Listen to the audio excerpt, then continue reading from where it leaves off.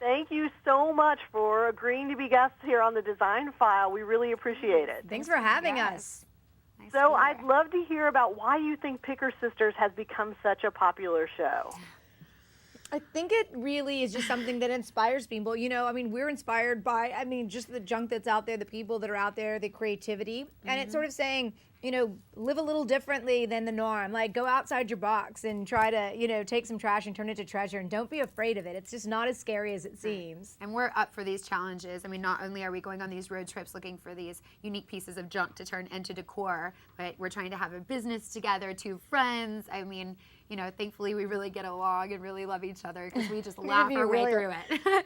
Yeah, it's just, I think, a good combination. What are your suggestions for beginning DIYers, folks who are going to yard sales or auctions or thrift stores and trying to find things that they can do creative things with? One of my main things is don't overthink it. Like, I think a lot of times people are daunted by the project because they think they have to do 1,000 different things to turn something, from what it was originally used for into something for their home. And a lot of times it could just be, we've purchased like old farm equipment that we didn't even touch. It just became great architecture, for the house. Table sort of base salvaged. or this. It's beautiful visual scape. So you don't have to go repaint it. You don't have to go and, embellish it. Just embrace its texture, its size, its imperfections. Shape. Yeah. Life is not perfect, so we like to really carry that through with these unique pieces of furniture, or lighting, or whatever we bring into our store. So I like when things are imperfect. Me too. Beat up. It adds character. I think a lot of people fear that they're not sort of creative enough or maybe cool enough to figure out how to rethink an older piece. So I think that's some great advice. I hear it from everyone. Yeah. You can't imagine every single person that we encounter, they're like, love you guys, love the show, love what you're doing. I could never do it. I'm like, yes. You can do it. And then on the flip side, we've heard a lot, I never thought to do this, but you've encouraged me and inspired me to get out there. So a lot of the people that we were digging in their barns and their back pasture in their attic, we would come across some junk and they were like, oh, that's just trash. You can have it. And then we would start telling them what we were going to do with it, and they started rethinking about if they wanted to get rid of it. It's like, maybe there's something to this. It's going to cost you $5 extra now because I was going to make that into a sink. Yeah. What do you think are the best pieces, the best types of pieces to look for? We love farm equipment.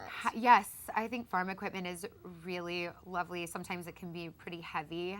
That's why we gear toward table bases and things of that nature. But industrial spots, distressed wood. Yeah, we love old buildings. Like any kind of signage, and not just using it as a sign. Like we've gone into a lot of old buildings and a lot of their old, wood and tin and things. Just incorporating, and we collect a lot of it, and just like the ideas come later. Like just building materials, just something to add to, say, a wagon wheel rim that we found that is one of the most beautiful chandeliers with that twine. We made that crazy. We took 2 different wagon wheels and a gear shaft, and we took old twine. And so instead of just like, nothing wrong with this, to each their own, but a lot of times you've seen like sort of folk art stuff and they like a wagon wheel and it's just hanging on the wall. Think about what it can really be. Like, besides just hanging that there, like what can it be turned into? Yeah. And so it's Look at its shape. Fun turning trash to treasure is, the fun part of it. And that's a great example. Do you have other examples of some of your favorite things you've been able to transform? Oh, I love that railroad cart. And once we took the handle off, it became a shelf as well.